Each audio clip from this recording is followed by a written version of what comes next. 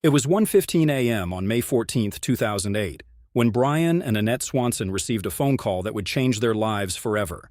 Their 19-year-old son Brandon was calling from somewhere along a dark rural road in Lincoln County, Minnesota. He'd driven his car into a ditch after celebrating the end of his freshman year at Minnesota West Community and Technical College. "I'm fine, Dad," Brandon assured his father. "The car's not damaged, but I can't get it out. Can you come pick me up?" What should have been a simple rescue mission would become one of Minnesota's most baffling missing person cases. Brandon Swanson would vanish during that phone call, leaving behind only the echo of his final words. Oh no. Welcome back to Mystique Cold Cases, where we dive deep into the most mysterious disappearances and unsolved cases. If you're new here, make sure to hit that subscribe button and ring the notification bell so you never miss our latest investigations. And if this case intrigues you as much as it does me, give this video a thumbs up to help others discover Brandon's story. Today, we're exploring a case that challenges everything we think we know about missing persons investigations: the disappearance of Brandon Swanson. Brandon Victor Swanson was born on January 30th, 1989, in Marshall, Minnesota, to Brian and Annette Swanson. He was their only child, the center of their world, and everything a parent could hope for in a son. Standing 5 feet 6 inches tall with brown hair and green eyes, Brandon was known for his infectious smile and optimistic outlook on life. At 19, Brandon was a dedicated student at Minnesota West Community and Technical College in Canby, where he was pursuing his studies with the same determination that characterized everything he did. He was responsible, reliable, and had never given his parents cause for worry. Brandon wasn't the type to take unnecessary risks or make impulsive decisions. He was particularly close to his parents, calling them regularly and always letting them know his whereabouts. This wasn't helicopter parenting. It was simply the natural bond of a tight-knit family. Brandon respected his parents, and they trusted him completely. He had his whole life ahead of him, with plans to continue his education and build a career. May 13th, 2008 started like any other day for Brandon, but it held special significance. It marked the end of his freshman year at college. To celebrate this milestone, Brandon attended an end-of-year party with friends in Canby, about 30 miles from his hometown of Marshall. The celebration was modest and low-key. Brandon wasn't much of a drinker, and those who were with him that evening confirmed he appeared sober when he left the party around midnight. He said his goodbyes, got into his 1998 green Chevy Lumina, and began the familiar drive home to Marshall via Highway 68. This was a route Brandon had traveled countless times. He knew these rural Minnesota roads like the back of his hand, having grown up in the area. The night was clear with good visibility, and Brandon was an experienced driver despite his young age. But somewhere along that familiar route, something went wrong. At approximately 1:15 a.m. on May 14th, Brandon's car went off the road and became stuck in a ditch. The impact wasn't severe, the car wasn't damaged, and Brandon wasn't injured, but the vehicle was stuck fast in the soft ground. Rather than panic or attempt to walk home in the dark, Brandon did exactly what any responsible young person would do. He called his parents for help. When Brian Swanson answered the phone at 1:15 a.m., he wasn't alarmed. These things happen, especially on rural roads, and Brandon sounded calm and collected. "Dad, I'm stuck in a ditch," Brandon explained. "I'm not hurt, and the car's fine, but I can't get it out. Can you come get me?" Brandon told his father he was near the town of Lind, about 10 miles southwest of Marshall. Brian and Annette immediately got dressed and drove toward Lind, staying on the phone with Brandon to coordinate their meeting. They flashed their headlights and honked their horn, but Brandon couldn't see or hear them. This was puzzling, but not yet alarming. Rural roads can be confusing in the dark, and it's easy to misjudge distances and locations. Brandon decided he would start walking toward what he believed were the lights of Lind, while staying on the phone with his parents. For the next 47 minutes, Brandon walked through the rural Minnesota countryside, describing what he could see to his father. He mentioned passing fence lines, walking through what seemed to be fields, and at one point he told his father he could see the lights of a town in the distance. Throughout this conversation, Brandon remained calm and oriented. He wasn't panicked, confused, or acting strangely. He was problem-solving, trying to reunite with his parents so they could retrieve his car and head home. At 2:10 a.m., nearly an hour into their rescue mission, the phone call took a dramatic turn. Brandon suddenly told his father, "I'm going to head towards this light over here and then I'll start walking towards town." Brian could hear Brandon's footsteps on what sounded like gravel, suggesting he might have reached a road or driveway. Then Brandon said something that would haunt his parents forever. "Oh, shh." The line went dead. Brian immediately tried calling back, but the phone went straight to voicemail. He continued trying throughout the night and into the morning, but Brandon never answered again. The silence was deafening and completely out of character for their son, who had never, not once, failed to answer his parents' calls or return them promptly. By dawn, Brian and Annette knew something was terribly wrong. This wasn't Brandon. He wouldn't just disappear without explanation, and he certainly wouldn't ignore their frantic calls.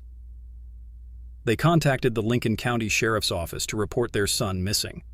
Initially, law enforcement suggested waiting, explaining that Brandon was an adult and might have chosen to go somewhere else. But Brian and Annette knew their son. This wasn't a choice. Something had happened to Brandon.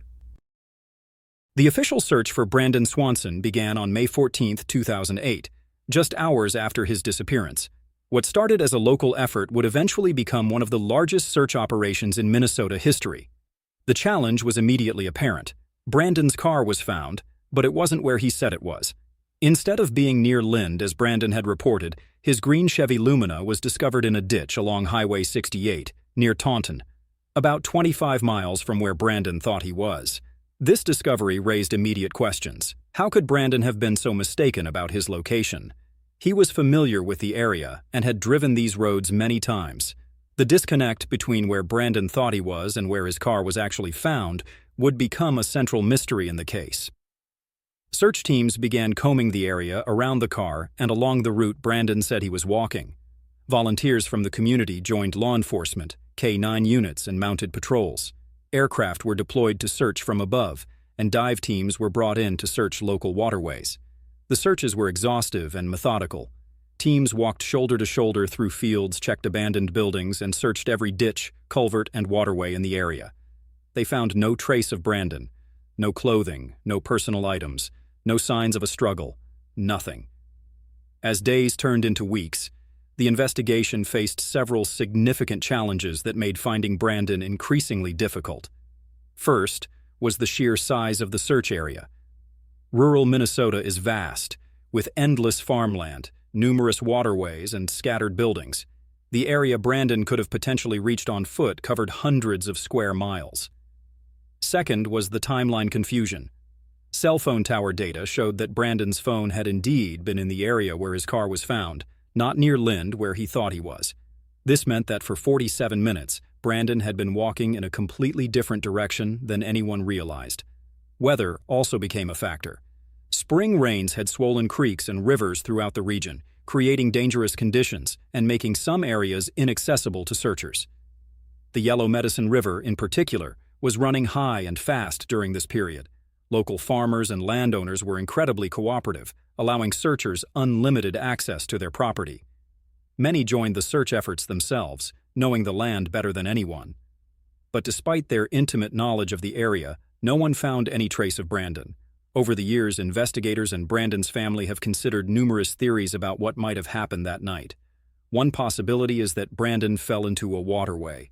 The Yellow Medicine River runs through the area where Brandon was walking, and several smaller creeks and drainage ditches crisscross the landscape. Given the high water levels that spring, it's possible Brandon encountered a waterway in the dark and accidentally fell in.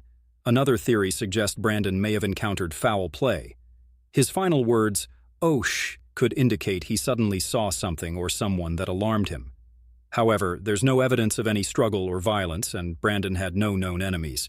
Some have suggested Brandon became disoriented and succumbed to the elements, but the weather that night was mild, and Brandon was dressed appropriately. He was also young, healthy, and familiar with the outdoors. The investigation has remained active, with the Lincoln County Sheriff's Office following up on tips and conducting periodic searches. In 2018, the case gained renewed attention when the In the Dark podcast featured Brandon's disappearance, leading to new tips and theories. Technology has also played a role in continued efforts to find Brandon. Ground-penetrating radar has been used in specific areas, and cadaver dogs have been brought in multiple times over the years. Brandon's disappearance led to significant changes in how missing person cases are handled in Minnesota. In 2009, the state passed Brandon's Law, which requires law enforcement to begin searching for missing adults immediately under certain circumstances, rather than waiting 24 hours. The law recognizes that in cases like Brandon's, where the person is genuinely missing, rather than simply choosing not to contact family, every hour matters. It has since been used to initiate rapid responses in other missing person cases across Minnesota. Brian and Annette Swanson have never stopped searching for their son. They continue to work with law enforcement, follow up on tips, and keep Brandon's case in the public eye. Their love for their son and their determination to find answers is both heartbreaking and inspiring. Brandon's case remains one of Minnesota's most puzzling disappearances. Despite extensive searches, media attention, and thousands of tips, he has never been found.